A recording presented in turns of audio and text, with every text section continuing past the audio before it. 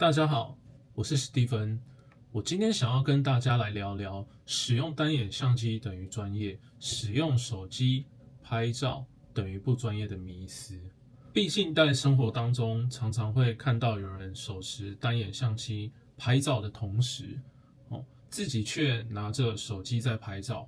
那常常会想，自己是否会显得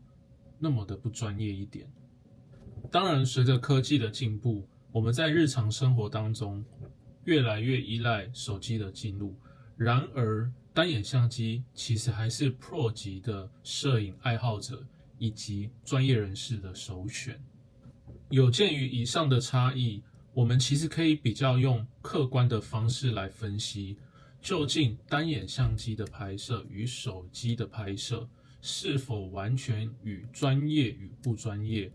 来画上等号呢？我们先用几个因素来归纳手机与相机的特点，如此一来，我们便能了解到这其中的一些差异或甚至迷思点。首先，第一点，便利性，同时也是手机最大的优势。第一个，随时随地都可以拍摄，并没有负重上的问题。第二个，一键拍摄非常简单，操作也非常简单，不会有太复杂繁琐的使用程序。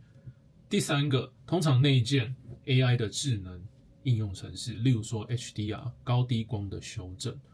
让你的相片可以直接直出，不需要去做后期的修饰。单眼相机，第一点，体积较大，因此日常生活携带上面较为不便。第二个，在操作上面相对也会比较复杂，因此对于新手的学习来讲，会需要比较长的一段学习的时间。第二点，画质的表现，那当然这个是单眼相机的一个最大的优势。那手机第一个在光线良好的时候，其实影像上面是表现得非常的不错，不过在低光源的时候，相对于噪点会比较明显一点。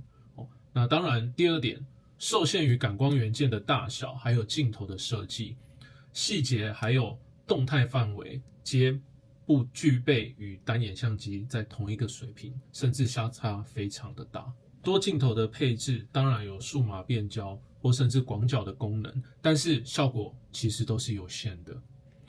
单眼相机的部分，第一点，大尺寸的感光元件能捕捉更多的光源还有细节。所谓拍照其实就是光影，我们在捕捉光影的部分，特别是在弱光的部分，那单眼相机的感光度动辄都是上万。二，镜头的部分可依据拍摄的主题而随时去做一个更换，那可以提供更多的一个焦段的选择，适合专业领域的商业摄影的专业人士使用。那第三个，更高的解像度，那当然大尺寸的感光元件呼应出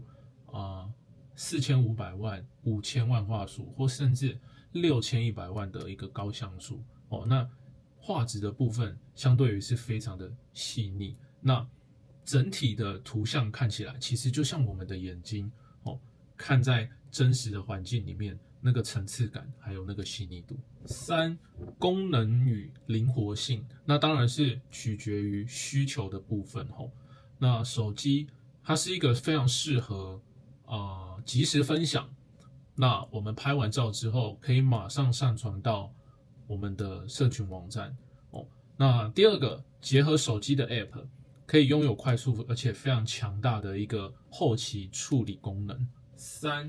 创意且多样而且简化的一个模式，诸如全景拍摄、慢动作，还有缩时摄影等，这个都非常的简单而且简便，可以使用操作。单眼相机的部分，第一个，资源弱档的原生档案比较方便专业人士对于后期的一个制作跟处理。二，快门速度还有光圈的调整，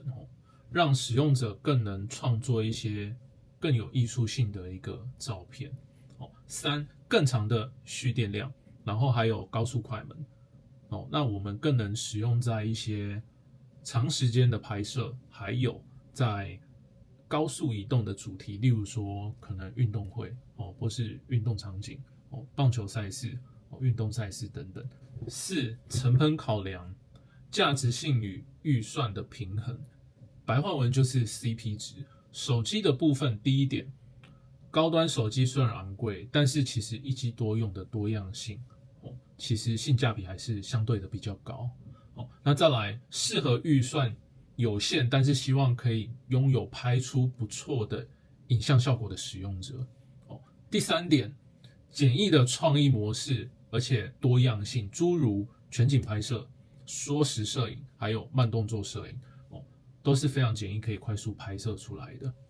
那再来单眼相机的部分初期投入的金额门槛其实就比较高尤其是镜头还有周边的配件等等扩充的使用之后，成本相对会飙升的越来越高。那第2点，适合有明确的拍摄主题或需求，或甚至追求更高画质的玩家，还有商业拍摄的一些商业拍摄者去做一些使用。当然，总结以上4点的分析因素那我们这边有一个比较好的建议，就是第一个，如果你是一个喜欢方便并且喜欢分享的使用者，那手机其实你会是你的一个最好的一个选择。2. 如果你是一个追求高画质，想要深入拍摄摄影创作的使用者，亦或是您有开设自己个人的工作室或是商业的一个需求方面，那单眼相机会是你更好的一个伙伴。对，当然我是觉得无论是手机还是单眼相机，其实最重要的还是要捕捉自己属于个人最精彩或是最动人的一个当下的一个时刻。因为我会觉得其实拍照每一个人拍出来的感觉那都是与众不同的，那同时也带有你自己属于自己个人特色与个人视角所拍出来捕捉到的一个动人时刻动人的一个瞬间因此这个部分的话，其实无关你是使用单眼相机或甚至使用手机来记录一下这一刻。当然透过以上的各种分析之后，是否有打破在每一个人的心中或是在你的心中都有一个小小的迷思，使用单眼相机就等于专业，使用手机就等于不专业的一个小小迷思呢？那当然我这边的话，我自己的看法是，我自己虽然是一个单眼的使用者，那其实我也非常常用手机去做一个生活上的记录，或甚至一个创作的部分。与此同时，也欢迎大家在下方留言，可以向我分享今天的主题您对于用单眼相机拍照才是专业，手机拍照等于不专业，您的看法是什么呢？然后也欢迎在下面留言跟我分享，您更偏好使用手机拍摄呢，还是使用单眼相机拍摄？其实史蒂芬会开设这个频道的用意，主要就是说，希望可以把更多的一个相机的知识，或是一些专业的知识，或是一些拍照的一些技巧，或甚至一些后置影像或是编辑的一些处理的方式，都分享给大家，然后让大家在拍照或是相机或甚至摄影这个领域上面，都可以借由我的频道学习到一些相关的知识，或是提升自己对于拍照领域或甚至提升自己对于相机摄影的一些专业知识等等，可以提升的更多。我是一个使用相机10年及销售相机10年的 Steven。那如果大家喜欢我的频道，欢迎订阅我的频道，并且开启小铃铛。那我们今天的影片就到这边，那我们下次见咯，谢谢，拜拜。